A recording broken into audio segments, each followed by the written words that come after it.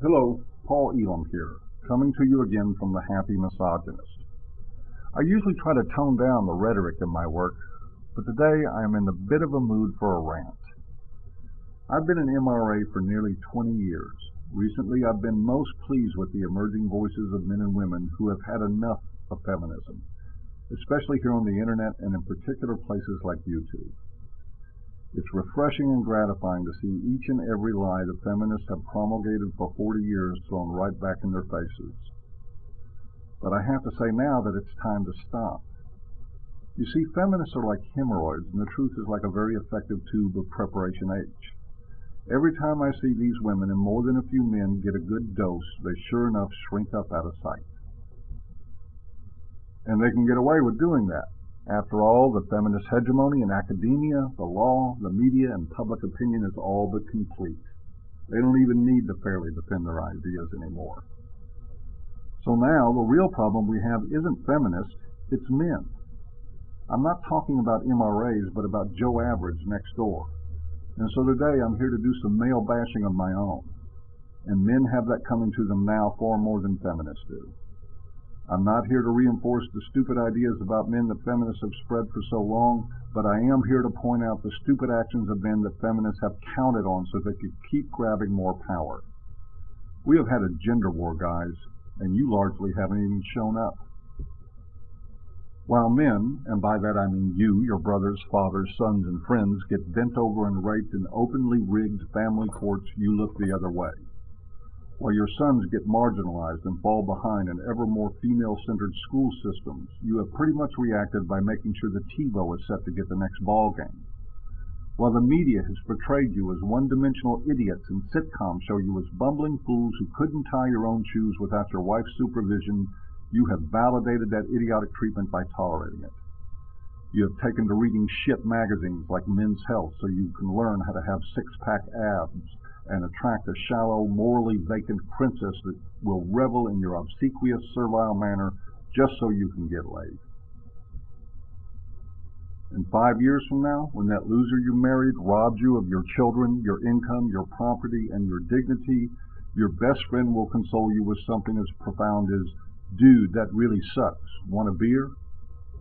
It will happen to more than half of you that get married, but you are too stupidly absorbed in your own meaningless bullshit to figure it out. And you will raise your sons to be set up for the same exact crap. It's enough to make someone say, "Wake the fuck up." And you know, that may be the wrong thing to say. Most of you aren't asleep, you're in goddamn comas. You're anesthetized by thoughtless existence and by one of the few things feminists have said about you that happens to be true. You think with your dick. And you know, though you likely won't admit it, when you think with your dick, the first thing it does is take your balls and your spine out of the equation. And that is how most of you live, in a penis-dictated servitude, trained seals, fearful of saying or doing anything that might cause Princess to get upset with you, or that, God forbid, might keep you from getting laid. Personally, I've seen enough of this crap from men to last me a lifetime. There are men out here right now fighting an uphill battle you can't imagine just to give you a fair shot at justice when the wife calls into state to dissolve your marriage and your assets.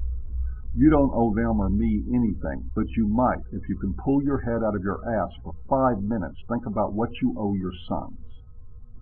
Many of you who have already been destroyed by family courts are still raising your daughters to be overly entitled little princesses and your sons to be the mules that will carry the weight for them through life, only to be discarded when they're used up.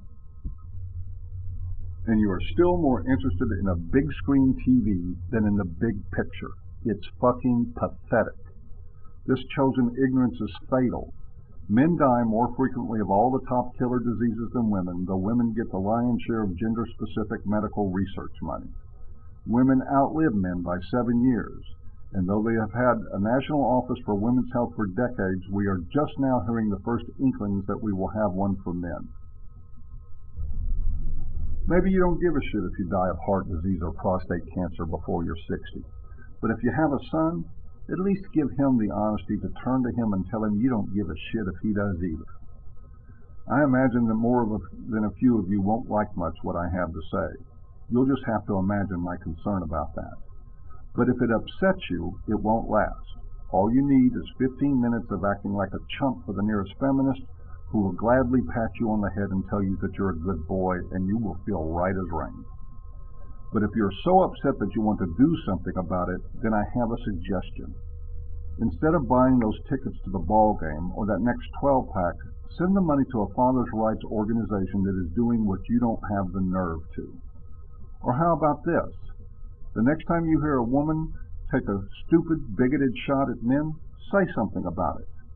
And this time, don't say something agreeable just so you can score points with them. But if you can't manage any of that, please just keep your mouth shut. You ought to be good at that by now. You've been doing it for women for years.